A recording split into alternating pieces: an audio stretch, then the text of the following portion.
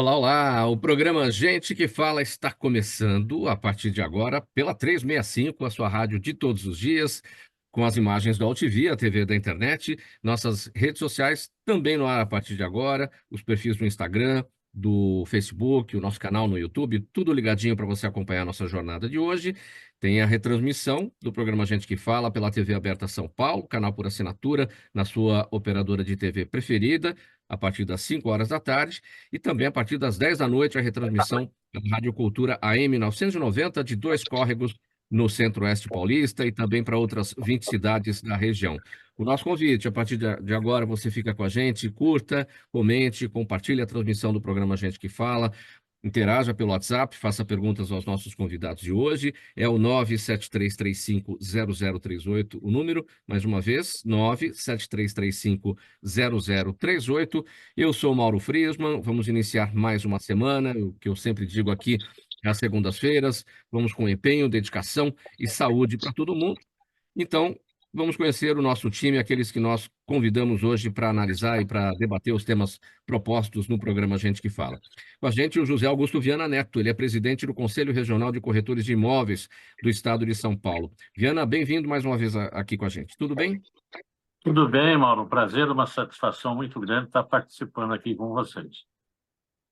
Também com a gente na transmissão de hoje do programa Gente que Fala, o ex-deputado federal Abuane, ele é pré-candidato a vereador em São Paulo pelo Podemos. Tudo bem, Abuane? Bem-vindo aqui com a gente. Ô, Mauro, bom dia. Para mim é uma satisfação estar novamente aqui participando do programa A Gente Fala e obrigado mais uma vez pelo convite. Obrigado pela presença sempre com a gente. Aqui também na nossa discussão de hoje, o Ramalho da Construção, ex-deputado estadual, fundador do Centro Democrático Nordestino, também pré-candidato a vereador aqui em São Paulo, pelo PSB. Tudo bem, Ramalho? Bem-vindo mais uma vez.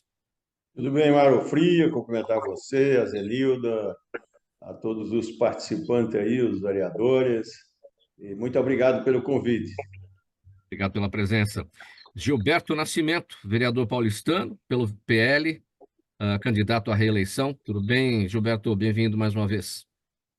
Tudo ótimo, graças a Deus. Um prazer estar com você aqui, Mauro, com o nosso sempre amigo e vereador, Abuane, também o Ramalho da Construção, Zenilda, todos aqueles que participam e assistem o Gente que Fala. Vamos lá, gente. O nosso primeiro assunto do programa Gente que Fala de hoje, para análise de vocês. Vejam só, o porta-voz da Casa Branca, Andrew Bates, disse que o presidente Joe Biden não pretende renunciar ao cargo e espera concluir seu mandato entregando resultados históricos ao povo americano. Após anunciar a desistência de sua candidatura à reeleição, Biden enfrentou pedidos de renúncia por parte de alguns adversários, incluindo o presidente da Câmara dos Deputados, Mike Johnson, e o governador do Texas, Greg Abbott, que questionaram sua aptidão para o cargo. Porém, assessores e aliados de Joe Biden garantem que ele está determinado e capaz de cumprir os últimos meses de seu governo, destacando os avanços econômicos e de segurança alcançados durante sua administração. Ramalho da Construção, começo com você a respeito deste tema.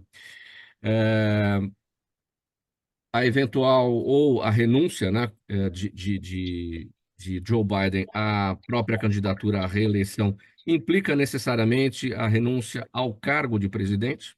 Cara, eu creio que não, ele apenas está desistindo de ser candidato à reeleição, o mandato dele vai até o final do ano, né?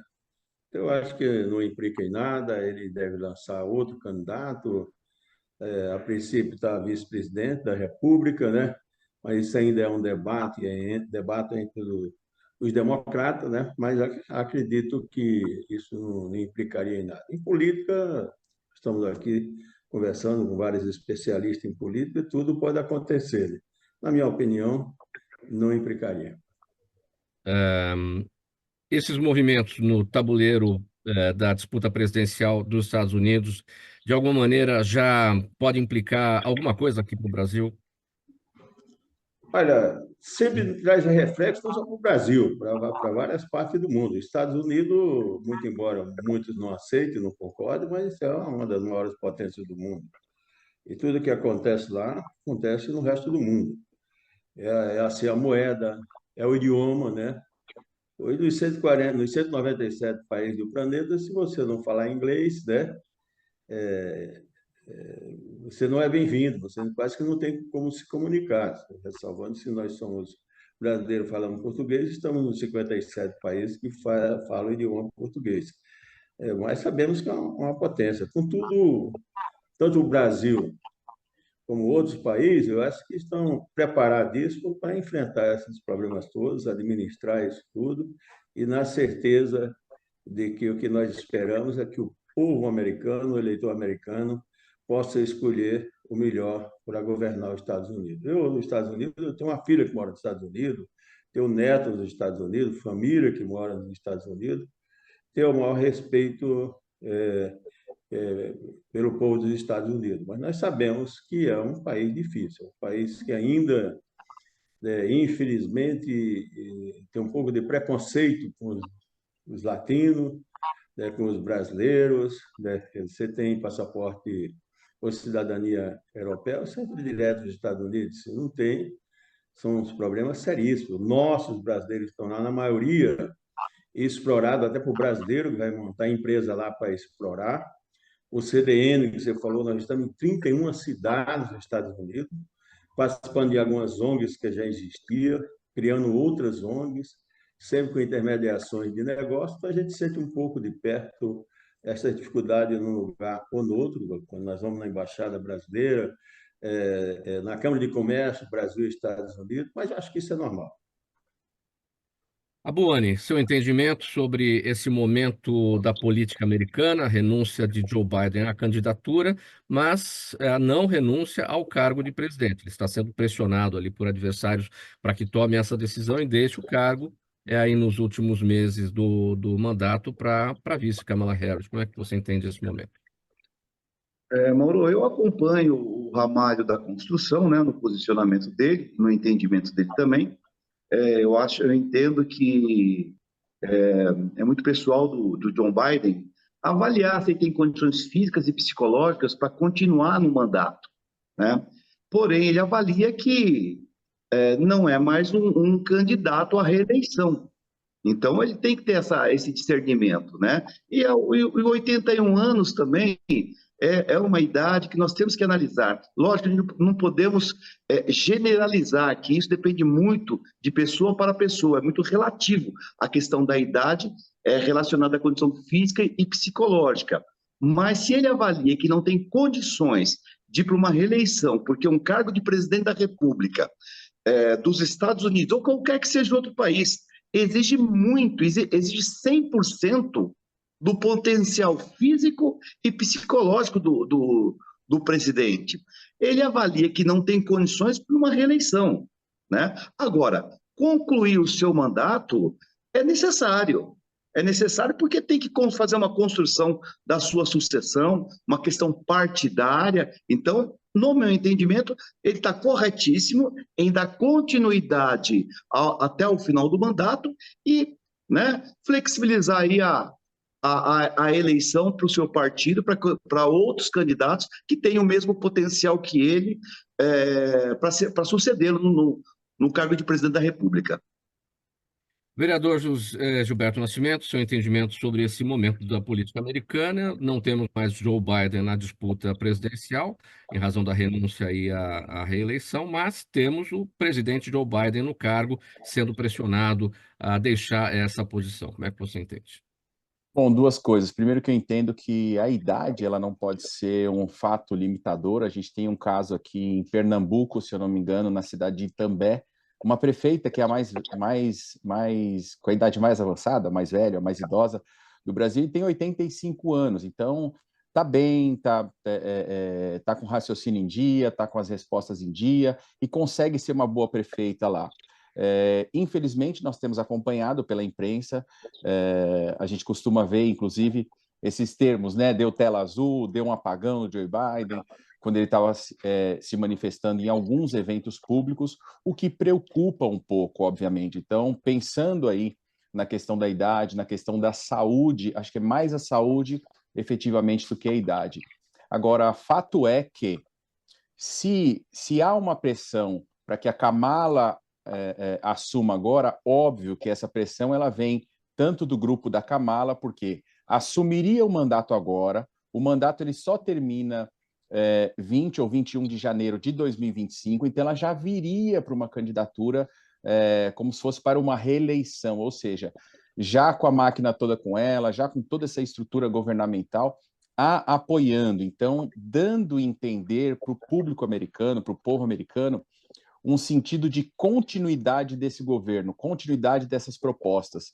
Então, eu acho que essa pressão ela vem mais interna partidária do que externa, onde, obviamente, né, ninguém quer sair ou abrir mão de um mandato, principalmente no final, já definido que não será candidato à reeleição pela questão da idade, ou pela questão da saúde, ou por motivos próprios, mas com certeza quer ter o currículo dele aí, os anos todos de mandato, que ficou à frente da maior potência, né, que a gente tem no mundo, que é os Estados Unidos. Vale lembrar e vale entender que qualquer movimentação, qualquer palavra, qualquer atitude de um presidente nos Estados Unidos vai interferir na economia de países pequenos, médios e grandes também. Então é importante, por isso que eu acho que é importante a gente trazer esse assunto, discutir a eleição americana, a sucessão americana do Joe Biden, para a gente ter realmente uma certa tranquilidade de como as coisas vão funcionar,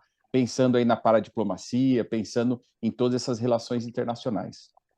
Agora, em relação a esta pressão, vereador Gilberto Nascimento, que temos notícias, é de que a pressão para que Biden deixe o cargo de presidente, em razão dos seus problemas de saúde, vem dos próprios republicanos, né? Não dos Exatamente.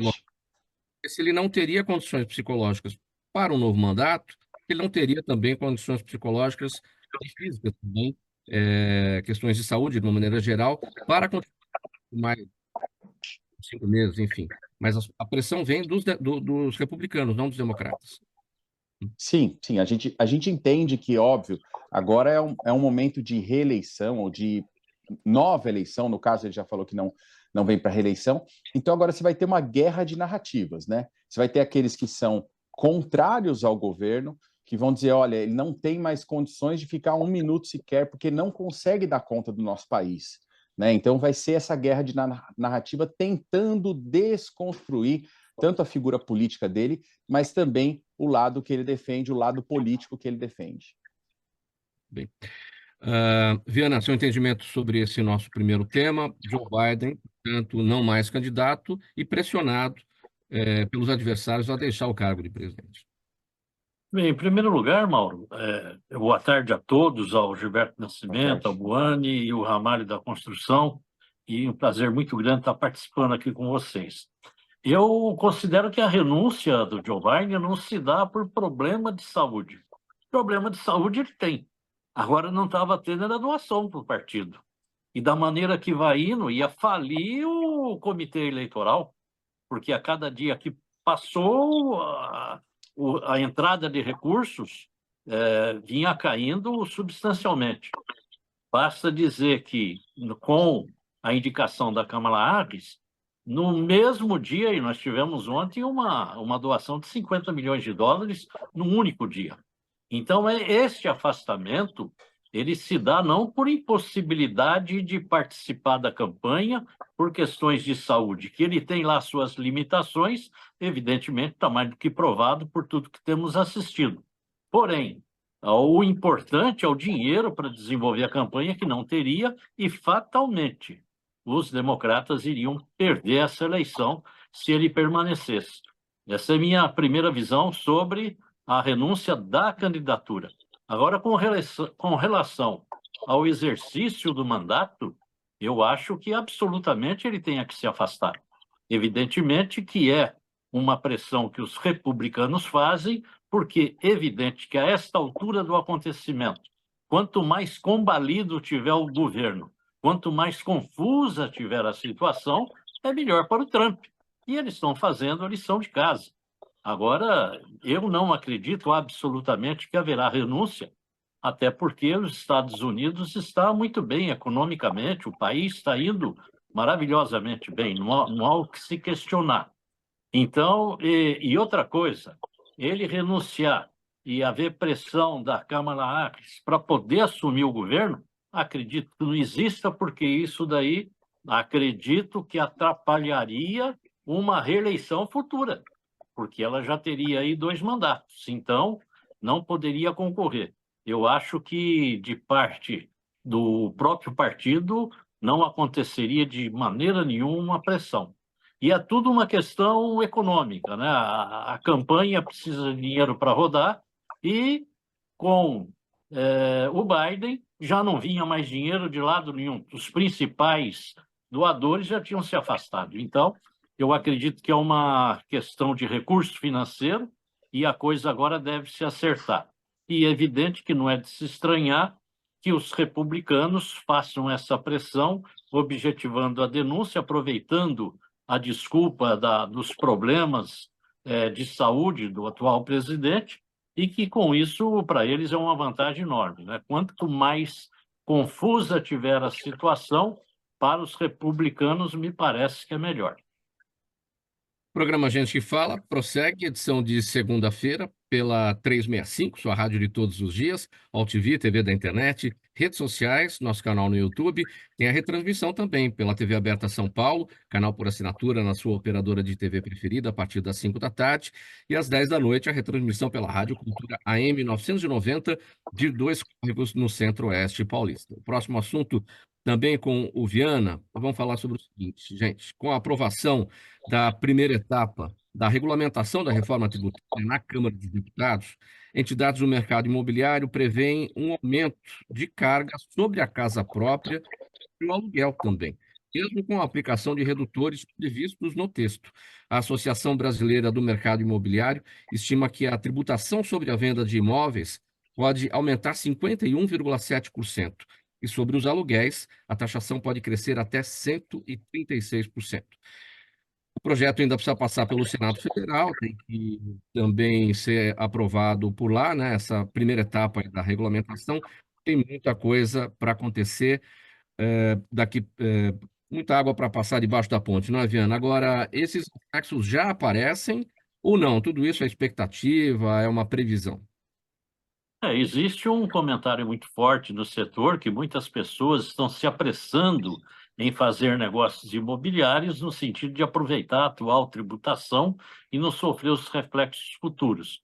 Eu, particularmente, não tenho constatado isso, né? O CREST faz uma pesquisa, nós temos o estado de São Paulo dividido em 18 regiões metropolitanas, além da região metropolitana da capital.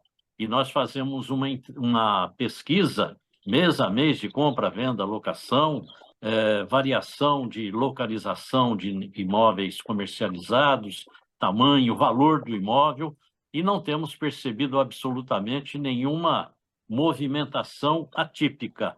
É certo de que a coisa, se fica como está, é evidente que nós vamos ter um aumento de tributo. A criação da contribuição sobre bens e serviços e o imposto sobre bens e serviços deixa muito claro, né, que as alíquotas serão muito maior do que o PIS e COFINS que a gente paga hoje. E isso daí induz num aumento expressivo. E se esse aumento vier, é evidente que vai dificultar o acesso à casa própria para muita gente. E isso daí será extremamente negativo.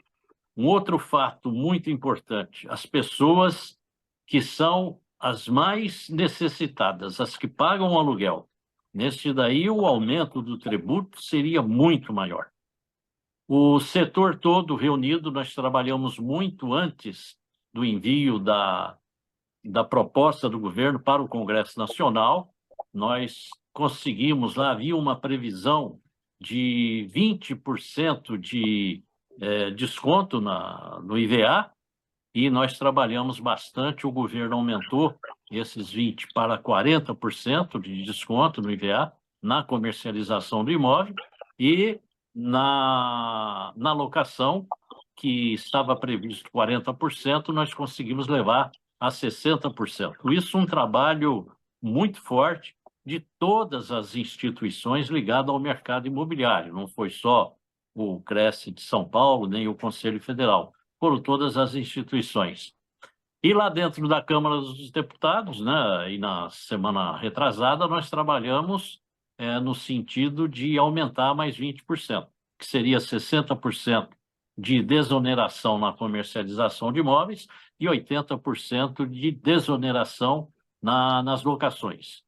Não conseguimos, e o texto partiu para o Senado, e agora, evidente, nós estamos trabalhando numa estratégia para que dentro do Senado a gente consiga colocar esses outros 20%, tanto na venda quanto na locação. E aí nós teríamos o IVA com um desconto de 60% na comercialização do imóvel e na locação 80%. E uma coisa que eu gostaria de frisar, Mauro, puxa vida, a locação no país todo, ou melhor, no mundo, a locação está passando por uma crise tremenda. Não há uma grande cidade no planeta que esteja sem condições de administrar a locação de maneira mais equilibrada. No Brasil, principalmente, nós não temos grandes investidores no mercado de locação residencial. Todos aqueles que querem investir no mercado imobiliário com fins de locação preferem trabalhar com imóveis, galpões logísticos, imóveis corporativos, imóveis comerciais, porque a rentabilidade é maior do que a do imóvel residencial e a tributação é a mesma. Esse é o grande problema, a tributação é a mesma. E aí nós ficamos sem imóveis disponíveis para locação, o número fica pequeno, a procura aumenta constantemente, porque a população vai indo aí, crescendo, passando para o mercado de trabalho. Como o emprego está bom, né? As taxas de emprego aí, carteira assinada, está subindo, todo mundo quer alugar o seu imóvel. E aí o que acontece? Não tem para alugar. Uma pressão muito grande, os poucos imóveis que tem, acaba tendo um valor de aluguel muito acima daquilo que está na possibilidade das pessoas que ganham menos poder pagar. Então, eu acho que... Pois não? Ainda no assunto regulamentação da reforma tributária, uma coisa é a carga tributária sobre a comercialização, sobre os aluguéis também, mas vários fatores influenciam no valor de compra e venda, vários fatores influenciam no valor do aluguel, não é só a carga tributária. Mas vamos pegar de uma maneira geral, considerando todos os fatores, e olhando para isso que está acontecendo na regulamentação da reforma tributária, quanto que pode encarecer um imóvel para venda e compra, quanto que pode encarecer um aluguel, porque a carga tributária é uma etapa do custo. Só para a nossa audiência entender o impacto do valor com a carga tributária nova. Na comercialização de imóveis, nós estamos calculando 80% de aumento na tributação. E no setor de locação, pode atingir até 134%. Esses são os cálculos que são feitos pelas entidades. Mas isso na carga tributária, no valor do imóvel, considerando todos os outros fatores que influenciam na composição do preço. Bem, se você levar em consideração que hoje nós pagamos, em determinadas situações, 8% de tributo num imóvel que está lá sendo construído, ele vai passar a ter um imposto por volta de 12% a 13%. Então, esse será um impacto. Quando se fala, e quanto mais alto o valor do imóvel, mais alta será a tributação. E você imagina, vamos falar em imóvel na faixa de 1 milhão, 1,5 milhão, quando você fala em 3%, 5%, é muito dinheiro. E aqueles mais pessimistas, que trabalham mais numa gestão política do problema e não técnica, dizem até num aumento de 15%, não é um verdadeiro absurdo. Não acredito que isso aconteça. Mas é um impacto muito forte, o que vai trazer problemas para as pessoas, principalmente na questão das locações.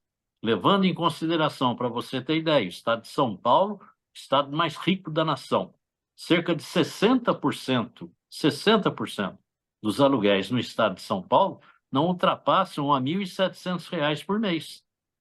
Então, é um público de baixa renda que está envolvido. Nós estamos mexendo diretamente com uma parte da sociedade que qualquer pequeno valor vai fazer uma diferença grande na mesa daquela família, com certeza.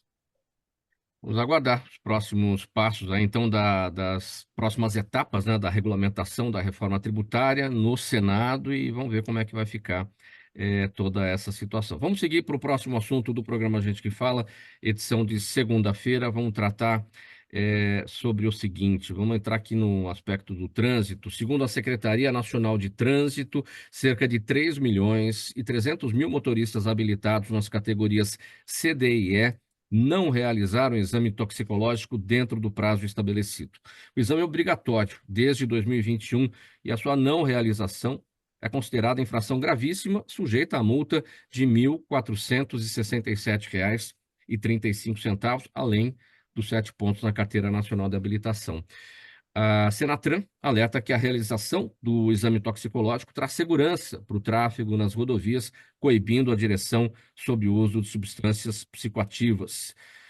Abuani, como é que é feita essa... Vamos partir para a fiscalização, né? Você tem que encontrar as pessoas que estão aí dirigindo e que não estão com o exame toxicológico em dia, né?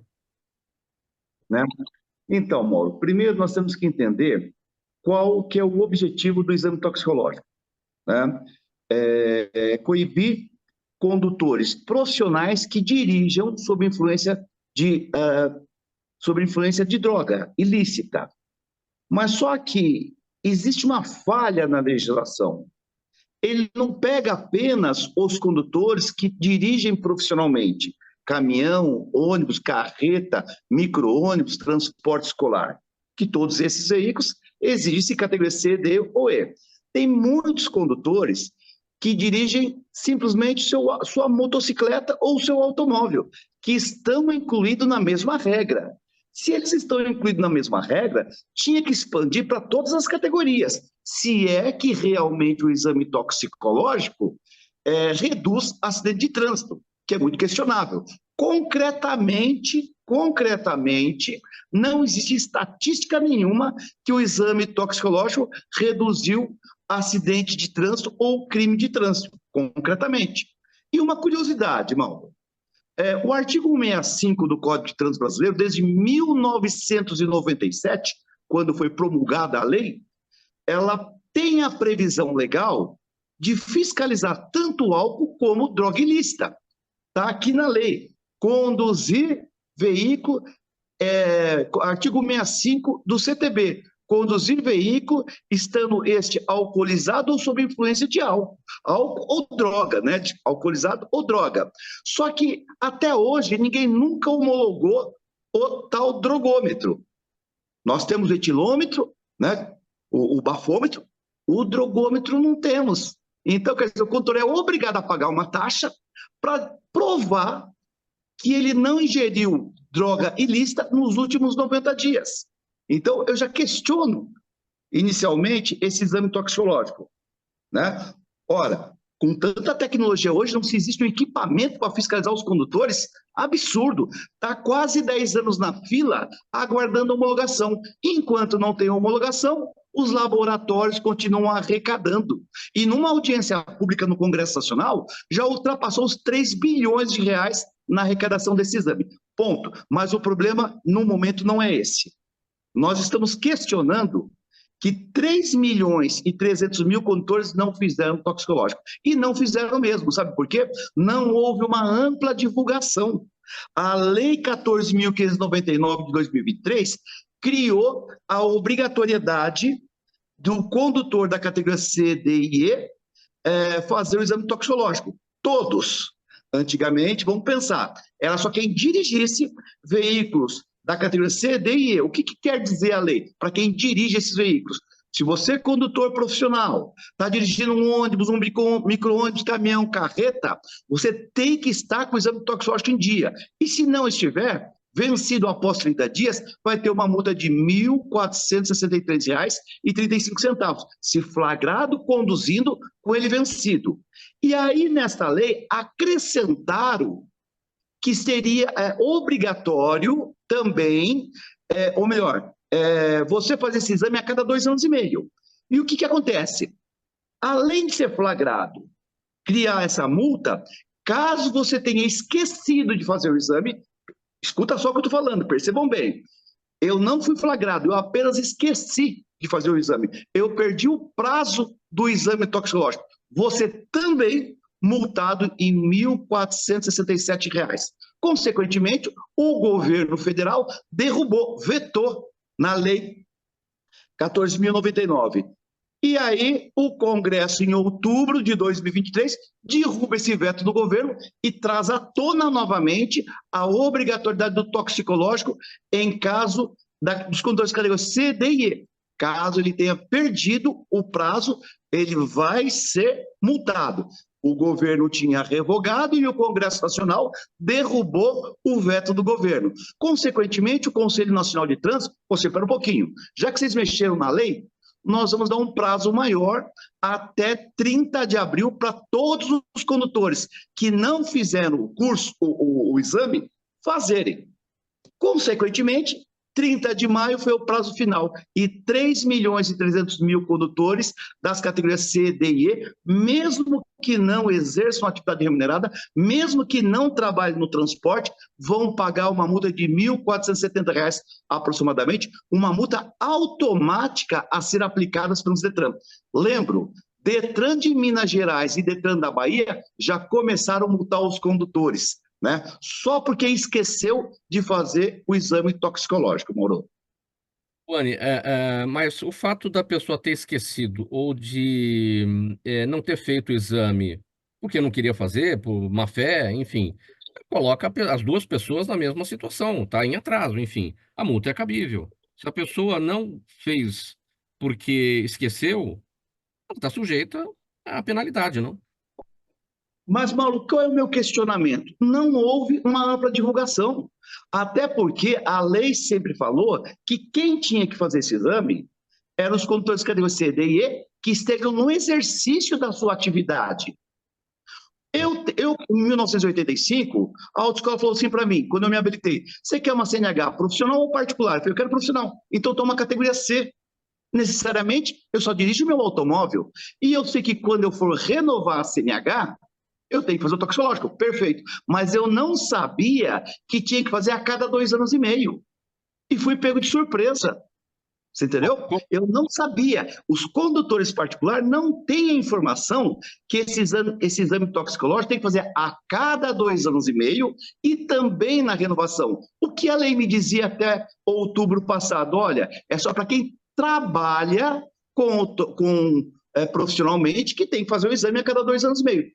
Muda-se a lei, não dá uma ampla divulgação e não é razoável 3.300.000 condutores serem multados automaticamente. Uma arrecadação de 5 bilhões de reais vai dar para os estados. O que fazer agora, então, Abuani? Oi? O que fazer agora? O meu ponto de vista, um projeto de lei para anistiar esses condutores nesse momento, dar um novo prazo para eles, com uma ampla divulgação, para não ter uma arrecadação, não ser um fator apenas arrecadatório. Veja só, esses condutores não dirigem profissionalmente, só dirigem seus automóveis, a grande maioria, porque quem dirige profissionalmente tem informação. Agora, o particular lá na rua não tem informação. E ele não sabia que tinha que rebaixar a CNH dele para não tomar essa multa. Está mais claro agora, sim, a necessidade de fazer essa diferenciação entre aqueles que têm profissional e atuam profissionalmente e aqueles que não atuam profissionalmente. Ficou Mas, clara Mauro, essa. deixa eu esclarecer. Isso já existia na lei. Né? Só se aplicava essa penalidade para quem estivesse dirigindo esse veículo. Em outubro passado, agora, mudaram a lei em Brasília e pegou todo mundo de surpresa. Né? Arrecadação de 5 bilhões de reais. Nós vamos ter. Vamos lá, prosseguir com o programa Gente que Fala, edição de segunda-feira, pela 365, sua rádio de todos os dias, OTV e TV da internet, redes sociais, nosso canal no YouTube, retransmissão a partir das 5 da tarde pela TV Aberta São Paulo, canal por assinatura na sua operadora de TV preferida, e às 10 da noite, retransmissão pela Cultura AM 990, de 2 córregos no Centro-Oeste Paulista e para outras 20 cidades da região.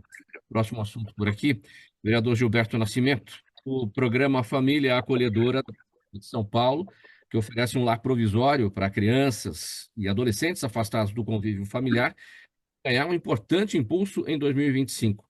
A Lei de Diretrizes Orçamentárias, a LDO, ano que vem, prevê um aumento nos recursos destinados a essa iniciativa prioritária para a capital.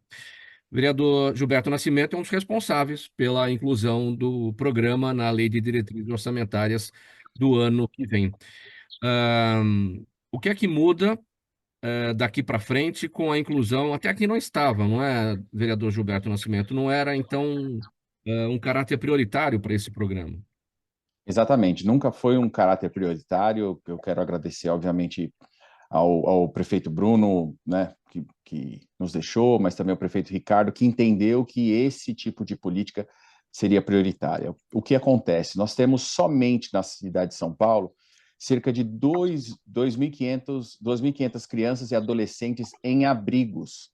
E o que diz o ECA? O ECA diz o seguinte: quando o Estado, né, se responsabiliza pela vida de uma criança, de adolescente, por uma questão de segurança, de violência, quando ele toma para si essa responsabilidade, o primeiro caminho deveria ser uma família acolhedora, e não um abrigo, como a gente tem costumeiramente visto, não só na cidade de São Paulo, mas no Brasil inteiro. Eu, quando estava secretário de Desenvolvimento Social do Estado, até há poucos meses atrás, com o governador Tarcísio, tive também a possibilidade de ampliar cada vez mais esse serviço de acolhimento, porque as pessoas não conhecem, as pessoas não têm informação do que é uma família acolhedora. Faz muita confusão na questão da adoção e da família acolhedora. E eu quero aproveitar aqui toda essa audiência do Gente que Fala até para explicar isso, né, para deixar bem claro para as pessoas. Quando alguém quer fazer a adoção de uma criança ou de um adolescente, ela entra naquele processo todo com a vara da família, e aí reconhecendo, na verdade, essas crianças e esses adolescentes, mas a visão é a seguinte: eu quero ter alguém na minha família, eu quero ter um filho, eu quero ter uma filha, né, para formar a minha família. O família acolhedora é bem diferente, porque assim, é uma família que enxerga uma criança ou um adolescente que está passando por um período muito difícil na sua vida e na sua história, que com certeza vai deixar marcado para o futuro, e ele resolve abrir as portas da sua casa para dizer: olha, eu vou acolher essa criança, eu vou acolher esse adolescente no período que for necessário, ou até que ele seja realmente adotado, ou até o período dos 18 anos. Para isso, a Prefeitura de São Paulo, ela dá também uma ajuda de custo, um subsídio para essas famílias, para que não fique também pesado para elas. Não são todas as famílias que querem ser famílias acolhedoras, que são aprovadas para serem famílias acolhedoras, porque você precisa ter um acompanhamento psicológico dessas famílias, não pode ser uma questão de carência de uma família que quer ter mais alguém em casa, sabe essa questão do ninho vazio que todo mundo fala, que tem os filhos em casa, eles casam, vão embora, não, mas eu quero ter alguém. Não, tem um acompanhamento que ele é semanal, com psicólogos, com profissionais, tanto para essa criança ou adolescente, quanto para essa família.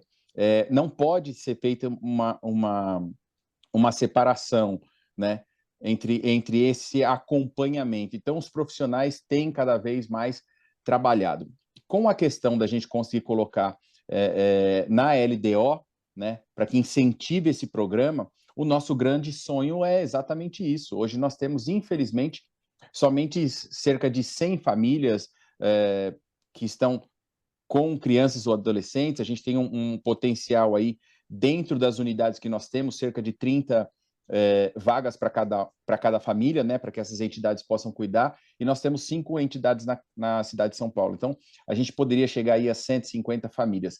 Mas é óbvio que essa relação com a justiça, e a gente teve uma grande vantagem agora, porque no Estado a gente conseguiu assinar uma documentação, né, um propósito do Ministério Público de nos facilitar para que essas famílias possam se tornar famílias acolhedoras, inclusive com as políticas municipais. Então, isso agora deu uma certa celeridade. Por isso, sim, da nossa briga para colocar na LDO, para que a gente possa aumentar cada vez mais o número de famílias acolhedoras na cidade de São Paulo. do Gilberto Nascimento, existem critérios, né, para que as famílias possam ser, de fato, acolhedoras. Existem critérios para as crianças e adolescentes, que vão ser acolhidas por essas famílias. Quais são esses critérios para os adolescentes? Bom, para os adolescentes tem a questão da faixa etária, tem a questão também do acompanhamento que eles estão tendo, principalmente psicológico. Então, se são adolescentes que têm um histórico de violência, primeiro eles passam por um acompanhamento psicológico nos abrigos, com os profissionais, para depois conseguirem estar numa família acolhedora. Vamos pensar o seguinte: eu sou família acolhedora, né? Mas por propósito. Então, eu trouxe uma jovem para dentro de casa com 17 anos e meio. Hoje ela já tem 22.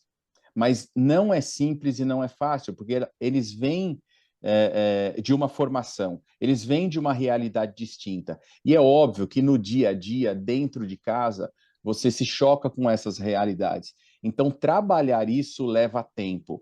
Por isso que eu digo. E aí muitas pessoas me perguntam, mas você não trata como filha? Sim, eu trato como filha. Hoje ela já conseguiu realizar o sonho dela, está morando nos Estados Unidos, está sendo lá profissional de balé, de dança, que sempre foi o desejo dela. E as pessoas falam, mas você não tem saudades? Sim, a gente tem saudades, mas o propósito de família acolhedora é, enquanto eu puder fazer o bem, enquanto eu puder fazer a diferença, enquanto eu puder dar esse sentimento de família, de lar para uma pessoa, eu vou fazer. E no caso das famílias, obviamente, elas são passadas por alguns critérios.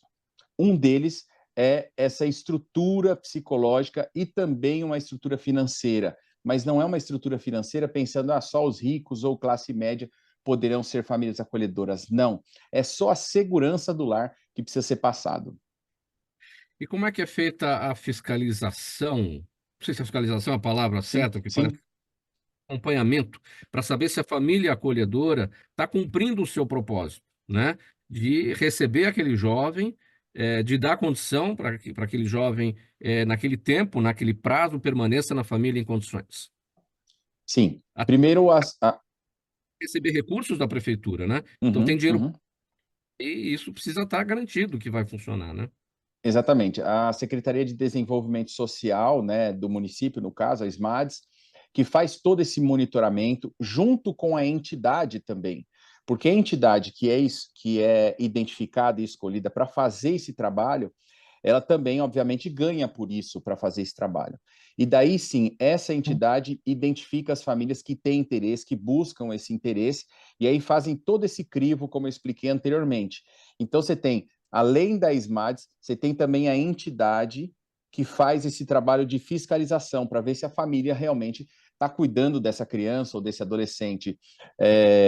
A gente não teve caso ainda na cidade de São Paulo de identificar, olha, essa família não deu certo, porque ela passa por um crivo de alguns meses de preparação para isso.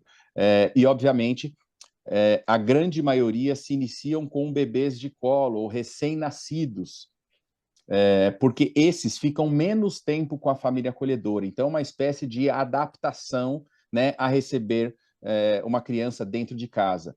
São raros os casos, infelizmente, principalmente de adoção de irmãos acima dos 9 anos. Isso chega a quase 95% de impossibilidade de adoção. Então, pensando também nessas crianças, são crianças, né, de 9 anos para frente, até os adolescentes, é fundamental para que a gente possa, cada vez mais, com essa ajuda da Prefeitura de São Paulo, buscar mais famílias que teriam esse perfil, que teriam essa disponibilidade, porque trazer alguém para dentro de casa e tirar de uma realidade tão difícil como elas têm vivido, pode transformar, sim, num melhor cidadão, num melhor pai, numa melhor mãe, ou seja, numa melhor sociedade. Muito bem. Programa Família Acolhedora da Prefeitura de São Paulo. 100 famílias hoje, né, estão nesta condição. O objetivo é, pelo menos, chegar a 150 famílias com esse incremento, né, que vai haver de recursos destinados na LDO do ano que vem. É isso, vereador. Na verdade, nós temos 100, mas podemos chegar a 150 já com o que tem hoje. O que nós estamos buscando são 2.500. Muito bem. Vamos seguir com o próximo assunto. Programa Gente que Fala por aqui, edição de segunda-feira. Olha, pessoal, no momento de alta atividade da construção civil em São Paulo, Uma preocupação afeta o setor. Vejam só, a falta de pedreiros. Dados do CAGED, o Cadastro Geral de Empregados e Desempregados, revela que de 2010 até esse ano, até 2024, a categoria perdeu mais de 19% dos seus profissionais. E essa escassez de mão de obra especializada levanta questionamentos sobre os motivos que estão levando os pedreiros a abandonar a profissão. Assunto aqui para o ramalho da construção.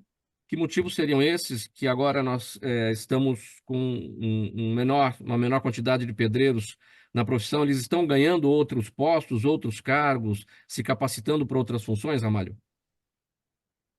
Mauro, nós estamos debatendo isso não só com os trabalhadores, também com os empresários, com a Câmara Brasileira da Indústria da Construção, que envolve lá aproximadamente 130 mil empresas, né?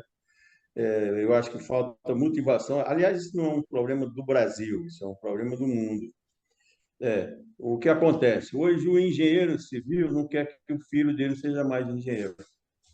O carpinteiro não quer que seja carpinteiro, o pedreiro não quer que seja carpinteiro, não tem mestre de obra que ele queira que o filho seja mestre de obra, né?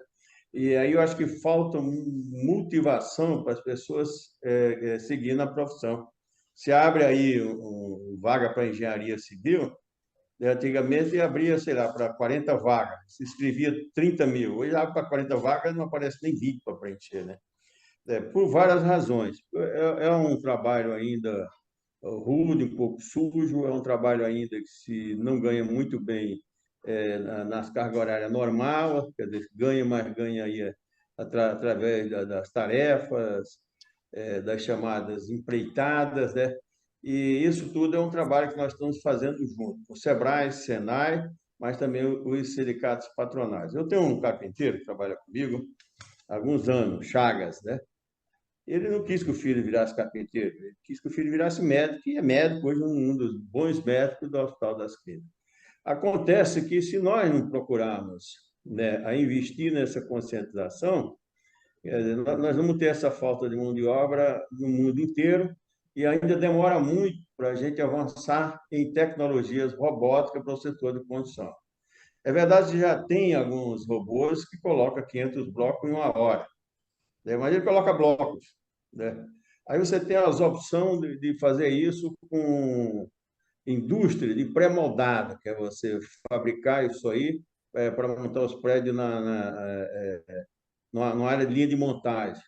Quer dizer, no Brasil também nós estamos longe de fazer isso. É muito difícil comparar o Brasil com a China. A China, eles constroem 3 prédios de 80 andares em 19 dias, fica pronto. A nossa mão de obra é uma mão de obra ainda passo a passo. Eu tenho falado muito isso nas palestras que eu faço nos canteiros de obra na parte da manhã. Como e que de forma a gente continuar motivando, mas como e que de forma também que a gente continua fazendo com que o pessoal tenha renda, né? E a outra coisa ainda que tem afastado muito essa falta, e é verdade, hoje está um desespero a concorrência. Por conta disso, está se levando até os problemas de acidentes que aumentaram, com sequela, né? Porque a empresa que precisa entregar o prédio, o que acontece? Ela passa a empreitar aquilo com o próprio operário. Então, ele, em vez de trabalhar 8 horas por dia, ele trabalha 14 horas por dia. Ele aumenta o salário dele, é verdade. Tem carpinteiro aí que no final do mês coloca 22 mil reais no bolso, mas a saúde dele também vai para os ares, né? E eu acho que não é um trabalho a curto prazo, é um trabalho a longo prazo, porque nós deixamos de fazer isso há muito tempo. Por muito tempo tinha uma quantidade enorme de pessoas no Brasil desempregadas, e ainda tem. Nós temos mais de 7 milhões de pessoas desempregadas. Aí eu preciso de um profissional qualificado e não encontro. Voltando, não é só aqui. A Europa, por exemplo, a Espanha. A Espanha precisa de 800 mil operários no setor da construção. Portugal, que é desse tamanho, precisa de 40 mil. Tudo bem que Israel agora tem forma de profissão, estamos pedindo 300 mil. Então, eu acho que é uma coisa que tem prejudicado e nós precisamos voltarmos, todos nós, para essa motivação de alguém querer ser realmente engenheiro civil, pedreiro, encanador, enfim, as 85 profissões. Esse prejuízo, como é que a gente pode explicar? Prejuízo de qualidade da mão de obra, demora da entrega dos empreendimentos, como é que isso tem se apresentado, Ramalho? Olha, principalmente a qualidade de mão de obra. O que você faz na tarefa, não dá para fiscalizar, não faz direito. Eu já tive condições que eu fui receber apartamento para um amigo nosso, e eu fiquei depois de um ano reformando o apartamento. Até brinquei lá na consultora, né? Eu falei, olha, eu tenho só bolinha de gude para eu colocar aqui para eu ver onde é que fica o ralo. Você vai para qualquer lugar porque não tinha um ralo. Quer dizer, o carpinteiro vem para montar os armários, aí tem um espaço enorme lá porque o teto está desnivelado. E fica sem nível também os pisos, né? Fora a coisa, fora de esquadro, fora a tomada que está uma para cima, outra para baixo, uma para dentro, outra para fora. A parte de hidráulica, né? Então, o prejuízo é enorme, porque você imagina, eu paguei caríssimo num apartamento. Muitos apartamentos custam 5 milhões de reais. Claro que eu paguei 5 milhões de reais para receber um imóvel, né, em nível correto. Aí depois eu vou gastar 1,5 milhão para reformar, porque eu recebi esse apartamento todo torto, e aí depois que eu vou ter que entrar com um processo com a construtora que leva anos para recuperar esse dinheiro. É. Enfim, você falou em 5 milhões, mas mesmo um imóvel que não seja deste valor, né, não justifica, nada justifica. O imóvel está sendo pago e precisa ser recebido com a qualidade devida, né? Não, sem dúvida. Eu falei assim, que a gente acompanha mais, né? Tem imóvel aí com 120 mil reais, né? Por incrível que pareça, às vezes o de 120 mil reais está mais bem feito do que o de 5 milhões, né? Porque o de 120 mil reais ele foi feito pelo pedreiro quase que autônomo, que ele faz no dia a dia. Ele é tudo, ele é pedreiro, ele é pintor, ele é encanador, ele é eletricista. Ou seja, ele é realmente um verdadeiro construtor. Nas grandes construtoras, nos grandes empreendimentos, nós temos profissionais para cada setor. Quer dizer, é o pedreiro só de fachada, é o pedreiro só que coloca assentamento de bloco, é o pedreiro que só faz reboque, é o pedreiro que só faz chapisco, é o pedreiro que só coloca azulejo, é o pedreiro que só coloca piso. Ficou muito. Então, eu vou contratar um pedreiro, eu preciso saber o que você faz na vida? Não, senhor, eu só sei colocar piso. Então, não deveria nem ser pedreiro, né? Mas é isso que acontece hoje. Aquele lá da obra mais barata, geralmente ele é feito pelaquela construção formiguinha. Perguntas da nossa audiência, uma para cada um, e eu vou pedir bastante brevidade, porque o tempo aqui já está apertado no final, e o Ramalho está com a palavra. Eu vou com você, Ramalho. O Nicolas está no Instagram e pergunta qual é a estimativa do atual número de empregos gerados pela construção civil na cidade de São Paulo. Olha, nós temos muitos lançamentos, e os grupos, principalmente os investidores, têm investido muito no setor da construção. Então, a cidade de São Paulo tem hoje 400 mil postos de trabalho diretos, mas tem espaço para mais 120 mil postos de trabalho. Boane, a pergunta do Jaime aqui com a gente, ele mandou pelo WhatsApp. Valeu, Jaime, mais uma vez. E bem breve a sua resposta, Boane. Na cidade de São Paulo, há 32 cracolândias em 47 bairros. Ele contextualiza aqui e ele pergunta como foi possível a expansão dessa chaga urbana com a omissão do poder público. Olha, Moro, por mais que a gente venha acompanhando essa questão aí da Cracolândia, em especial no centro de São Paulo, lógico que não é só centro de São Paulo, conforme o ouvinte fala, está expandido, é uma questão muito difícil de se resolver, muito difícil, porque tinha que ter um consenso entre todos os poderes para tentar ajudar essas pessoas que estão adoecidas nas ruas. Então, quer dizer, é uma coisa que deve-se fazer esse estudo entre todos os poderes para tentar achar o caminho, porque todos os prefeitos, todos os governadores não querem isso para a sua cidade nem para o seu estado, mas tem que haver um consenso de todos os poderes para tentar achar esse caminho. Vereador Gilberto Nascimento, também pelo WhatsApp, o Douglas, bem breve a sua resposta, por gentileza. Qual a iniciativa da Câmara Municipal para o problema da superlotação de pacientes nos hospitais e postos de saúde municipais? A gente tem buscado cada vez mais fazer o exercício orçamentário para aprovar para o prefeito Ricardo Nunes, né, o próximo prefeito que virá pela frente, espero que seja ele, mas que possa realmente ter mais condições financeiras de estar contratando principalmente profissionais. A gente sabe que tem a questão da relação com as OSs, mas efetivamente, quando você coloca na balança daquele profissional que se formou em medicina, se ele vai trabalhar para o público ou se ele vai ganhar o dinheiro no privado, tem uma distância muito grande e eles acabam migrando por isso da nossa falta de profissionais na Prefeitura de São Paulo. Viana, pelo Facebook aqui, a Lúcia quer saber de você, porque está aumentando o número de transações imobiliárias sem a participação de corretores. Perigoso isso, hein? Bem, olha, eu tenho trabalhado muito e viajado o estado de São Paulo e o Brasil. Eu desconheço essa informação de que tem aumentado o número de transações sem corretores. Eu acho que, pelo contrário, né? A participação do corretor tem sido muito mais incidente nos últimos tempos, até porque a complexidade dos negócios imobiliários traz uma insegurança fora do comum para as pessoas, e o corretor tem sido procurado. Eu acredito que a Lúcia quis dizer o seguinte: porque tem aumentado o número de pessoas que exercem ilegalmente a profissão, que isso realmente é um fato, porque estão vendo os corretores ganhar dinheiro e vêm para o mercado sem a devida formação, sem cumprir as exigências legais para poder exercer a atividade. Então, esse é um problema realmente existente. Um problemão, sim, sim. Um problemão e tanto o corretor ou melhor, aquele que não é corretor, um profissional qualquer que venha para o mercado atuar numa profissão que ele não está capacitado para isso, e aquele que quer fazer uma transação imobiliária e que quer abrir mão do corretor e que isso não deve ser feito em hipótese alguma, claro, pela complexidade do que é uma transação imobiliária, né? E a necessidade de um profissional preparado e capacitado para acompanhar, para realizar e executar todo esse processo. Gente, muito obrigado pela presença de todos. Vamos colocar um ponto final nessa edição do programa Gente que Fala de hoje. Abrimos muito bem esta semana com os nossos convidados: José Augusto Viana Neto, presidente do Conselho Regional de Corretores de Imóveis do Estado de São Paulo; Gilberto Nascimento, vereador paulistano pelo PL, candidato à reeleição; Abuani, ex-deputado federal, pré-candidato a vereador aqui em São Paulo pelo Podemos.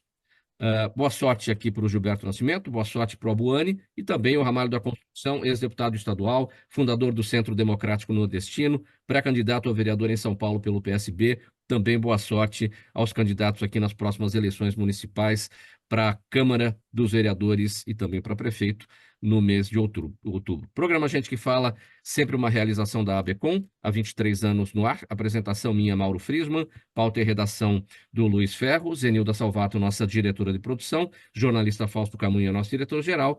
Você, espectador, você, internauta, você, ouvinte, a razão da nossa presença sempre por aqui. A gente volta amanhã pela 365, sua rádio de todos os dias, OTV, TV da internet, redes sociais, YouTube, retransmissão pela TV aberta São Paulo, canal de assinatura, canal por assinatura na sua TV, na sua operadora de TV preferida, e também pela Rádio Cultura AM 990 de Dois Córregos, no Centro-Oeste paulista.